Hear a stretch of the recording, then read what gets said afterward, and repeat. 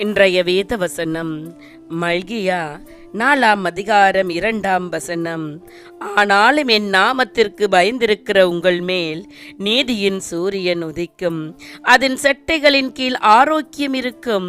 நீங்கள் வெளியே புறப்பட்டு போய் கொளுத்த கன்றுகளைப் போல வளருவீர்கள். என் அன்பான சகோதர சகோதரிகளே, ஆண்டவருடைய வார்த்தை இன்று எங்களிடம் கடந்து வருகிறது. உங்கள் மேல் நீதியின் சூரியனாகிய கர்த்தர் உதிப்பார், தன் மகிமையினால் உங்களை நிரப்புவார், அவருக்கென்று வல்லமையாக எழும்பி பிரகாசிக்க செய்வார்.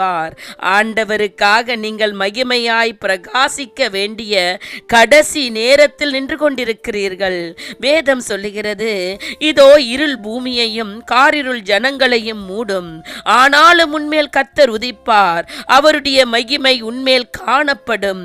உன் வெளிச்சத்தினிடத்திற்கு ஜாதிகளும் உதிக்கிற உன் ஒளியினிடத்திற்கு ராஜாக்களும் நடந்து வருவார்கள். ஆம், நீதியின் சூரியனாகிய கர்த்தர் உங்களையே தன் ஒளிக்கதிராக வெளிச்சமாக அனுப்புவார். நீதியின் சூரியன் வெளிச்சத்தில் இருள் நீங்கும். இருள் என்றால் பாவங்கள், அக்கிரமங்கள், வெறுமைகள். பேதுரு சொல்லுகிறார், நீங்களோ உங்களை அந்தகாரத்தினின்று தம்முடைய ஆச்சரியமான ஒளியிடத்திற்கு வரவழைத்தவருடைய புண்ணியங்களை அறிவிக்கும்படி தெரிந்து கொள்ளப்பட்டீர்கள் என்று சொல்லுகிறார். நீதியின் சூரியனின் வெளிச்சத்தால் பனி அகலும்.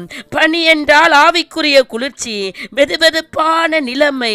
உங்களுடைய பய உணர்வுகள், மனச்சோர்வுகள், இவைகள் எல்லாவற்றையும் கர்த்தர் உங்களை விட்டு நீக்கி அக்கினி ஜுவாலையாக்குவார். உங்களை அவரிடத்தில் ஒப்படையுங்கள்.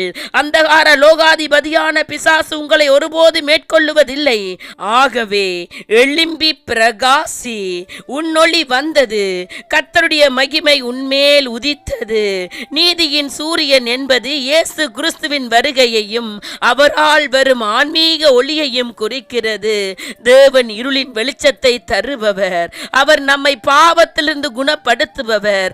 அவர் வரும்போது நீதியும் நிம்மதியும் வெளிப்படும். அவர் தம் கிருபையின் ஒளியால் நம் வாழ்க்கையை வெளிச்சப்படுத்துகிறார். அவருடைய வழிகளில் வந்து விடுதலைகளை பெற்றுக்கொள்ளுங்கள். அல்லேலூயா.